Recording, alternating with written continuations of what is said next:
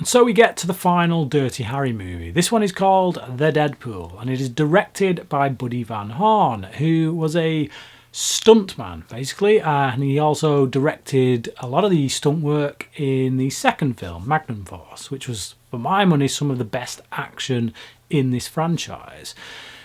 He does a particularly good job here as well when it comes to the action stakes. The story, however, does have some issues. That story focuses on a killer who is using this Deadpool list that this famous movie director has come up with. Basically, it's a bit of a betting scam where you bet on which celebrities in that year are going to end up passing away. A killer takes that list from this director and then starts killing everyone on it. And then it's up to Harry, obviously, to find out who is behind it, especially when his name also ends up on the list. The tone of this film is a little bit kind of all over the place. I wouldn't say it quite matches the tone of the previous 4 films, and some of that has to do with the inclusion of the likes of Jim Carrey, who, yeah, we all know as the big comedian, and he was a stand-up comedian before doing this film. He'd done some TV work and a few other little roles in films and that,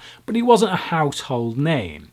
Even so, he was still very much a comedian, and he brings that element here. So when he's introduced, for the short amount of time that he's in this film, even though he does get a credit, he's very larger than life. He's very Jim Carrey, and I don't know if it's just watching it now, knowing the career Carrey would go on to have, that it makes it feel tonally completely out of place in a Dirty Harry film, or not. But, you know, like way back when it first came out, if I hadn't known who Jim Carrey was, maybe I wouldn't have those issues. But yeah, it doesn't really feel like it belongs here. Liam Neeson plays the director who came up with the aforementioned Deadpool, and he's also doing a rather bizarre British accent. I don't know why they felt the need to make him English, but it's quite jarring knowing how he speaks in most of the other films I've seen him in, and hearing him with this accent. Although it does get a few laughs. Whether those laughs are intentional or not, who knows? But like I say, that's my problem with the film, is this kind of tonal shift from the others, and I don't know whether we're meant to laugh or we're not. It feels like they're erring more on the side of comedy, whereas, you know, the previous films got some laughs, but that came out of Harry's attitude towards everything else around him, towards authority figures and whatnot. So, and that is still here in spades, and I do like that. I love the character of Harry Callahan in this film as much as I ever have.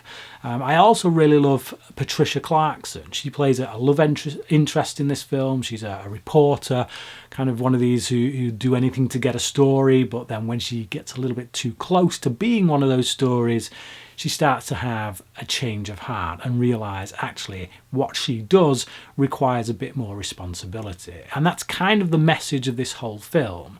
This film is about the media and how it represents violence, how it sells violence, and that's been a theme throughout these Dirty Harry movies.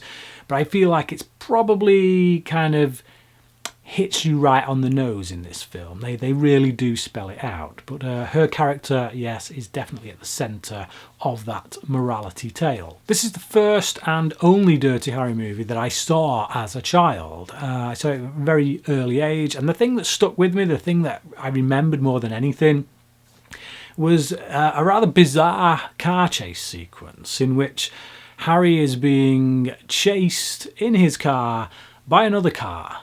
But that car is a remote control car. It's not a real car. It's just this little thing. And for some reason, that always stuck with me. And I kind of thought that watching this again, that scene was probably going to end up looking really silly.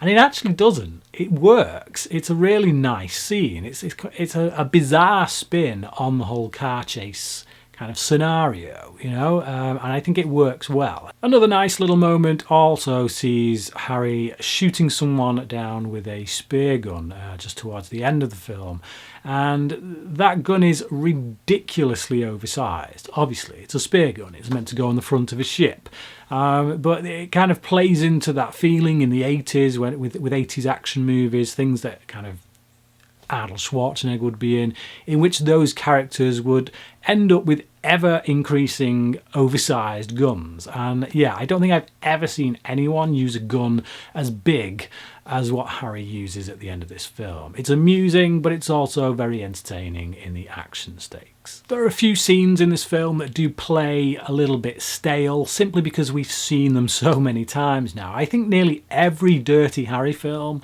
has had a scene in which Harry is literally just walking in the street and just happens upon a bank robbery in progress or a shop store robbery in progress. And again, that happens here. And when it does, I kind of yawned a bit. It's getting a little bit old now at this point. 5 movies in, and he's still, just by chance, coming across something like that. So while this film is probably not the best written in the series, I do think it's highly entertaining. In some ways, maybe unintentionally so, but even so, entertaining nonetheless. I'd probably say it was the 4th best Dirty Harry film. I liked it a bit more than The Enforcer, which its main problem was that it was just a little bit dull, to be honest, in the villain department.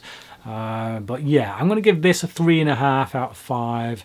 I think it's entertaining. I think if you like Clint Eastwood, then you're going to get something out of this. And if you like action movies, you're going to get something out of this. But don't expect it to reach the heights of the first 2 films. So there you go. That wraps up my Dirty Harry series. Have you seen this film? And if so, what did you think about it? Comment below, let me know. And until next time, thanks for watching.